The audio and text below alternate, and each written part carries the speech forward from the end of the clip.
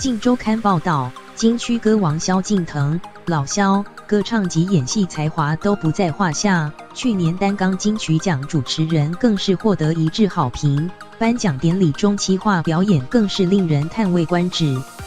年历新年才刚开始不久，老萧昨10日于脸书秀出开飞机才艺，令许多粉丝看傻直呼好狂。农历新年，萧敬腾难得抽空飞到东京休息，他还在 IG 分享部分行程。喜爱艺术的老萧当然也没错过东京国立博物馆的颜真卿超越王羲之的书法名家展览，更在观赏后留言表示找到很多灵感，真的很感恩。短短假期结束后，农历初5、9日，老萧又赶往澳门复工开唱。昨10日，他于脸书 PO 文，终于飞回来了，继续过年，还附上自己在机舱驾驶座的机师照，身旁有一名机长陪同。老萧也不忘把握机会与机长合影留念，让许多粉丝羡慕不已。